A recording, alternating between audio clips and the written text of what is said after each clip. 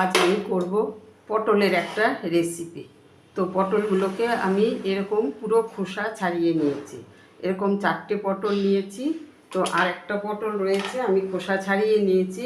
নিয়ে এখন আমি আরেকটা পটল রয়েছে ওটা আমি দেখাচ্ছি কীরকমভাবে এরকমভাবে খোসা যেমন ছাড়ায় পুরো খোসা আমি ছাড়িয়ে নেব।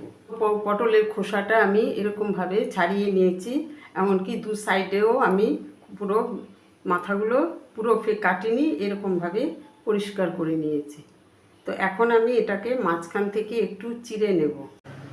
পটলটাকে মাঝখান থেকে চিড়ে নিয়ে একটা চামচের পেছন দিক দিয়ে আমি আস্তে করে ভেতরের শ্বাসটাকে বের করে নিচ্ছি। তো পটলের খোসাগুলো ছাড়িয়ে মাঝখান থেকে খুব ধৈর্য সহকারে আমি এরকম শ্বাসগুলো সব বের করে নিলাম। এখন আমি একটু গরম জল বসিয়ে দিয়েছি একটা পাত্রে, দিয়ে আমি একটু জলটাকে ফুটতে দেব। তো জলটা আমার ফুটে গেছে, এখন আমি এখানে পটলগুলো একটু সেদ্ধ করে নেব। তো দিয়ে দিলাম আমি পটলগুলো, সেই সাথে আমি খুব সামান্য পরিমাণে খাবার সোডা একটু দিয়ে দিলাম, যাতে পটলটা সেদ্ধ হলে পরে পটলের কালারটা ঠিক থাকে। তো আমার কাছে ফুড কালার ছিল না, ফুড কালার থাকলে ফুড কালারও দেয়া যায়। তো এখন আমি এটাকে ঢেকে দেব, ঢেকে দিয়ে 4 থেকে 5 মিনিটের জন্য সেদ্ধ হতে। তো যতক্ষণে পটলটা আমার সেদ্ধ হচ্ছে ততক্ষণে আমি এখানে আরেকটা ওভেনে আমি একটু স্টাফিংটা তৈরি করে নেব। এখানে আমি কিছুটা ছানা ঘরে তৈরি করে নিয়েছি। তো ছানাটা আমি মিশিয়ে দিলাম, দিয়ে আমি এবার স্টাফিংটা তৈরি করে নেব। এমনভাবেই করতে হবে, একবারে পাতলাও হবে না আবার খুব শক্তও হবে না, মাঝামাঝি অবস্থায় এটাকে স্টাফিংটা তৈরি করতে হবে, যাতে পটলটার ভেতরে পুরটা ভালোভাবে ভরা যায়। তো এখন আমি এটাকে কিছুটা ক্ষীর করে রেখেছিলাম, এখন আমি ছানাটা মিশিয়ে আর একটু নেড়ে নেব। আর পটলটাও প্রায় 40%-এর মতোই আমি সেদ্ধ করব, বেশি একদম নরম করব না। তো পটলটা আমার সেদ্ধ হয়ে গেছে, পুরো সেদ্ধ করে নিই, পটলটা সেদ্ধ করে আমার এরকম হয়েছে। তো পটলটাকে আমি নামিয়ে নিলাম, জলটাও ঝরিয়ে নিলাম।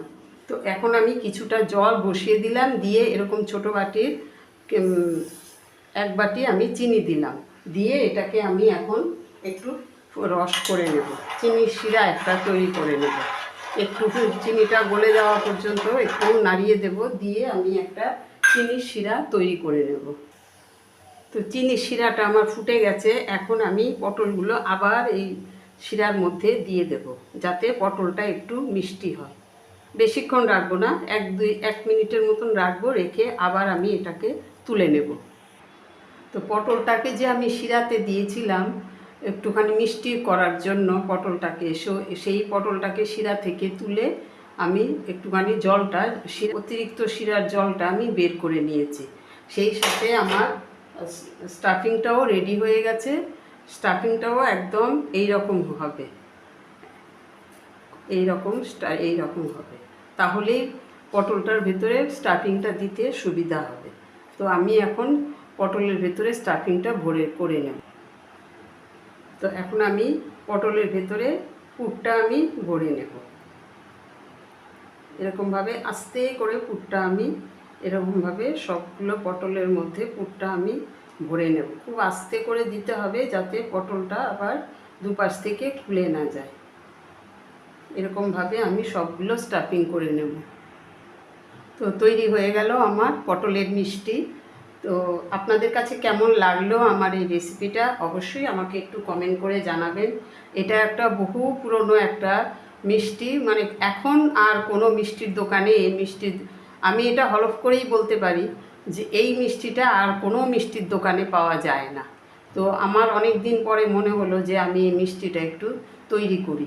তো আপনাদের কাছে কেমন লাগলো অবশ্যই আমাকে একটু কমেন্ট করে জানাবেন। আর সেই সাথে সবার কাছে আমার রিকোয়েস্ট, যদি ইউটিউব থেকে দেখেন তাহলে চ্যানেলটাকে একটা সাবস্ক্রাইব আর বেল আইকনটি প্রেস করে দেবেন। আর যদি ফেসবুক থেকে দেখেন তাহলে পেজটাকে ফলো করে রাখবেন, যাতে নেক্সট নোটিফিকেশান আবার আপনাদের কাছে চলে যায়। তো আজ এই পর্যন্তই, নেক্সট রেসিপি নিয়ে আবার আপনাদের সাথে আমার কথা হবে। সবাই ভালো থাকবে।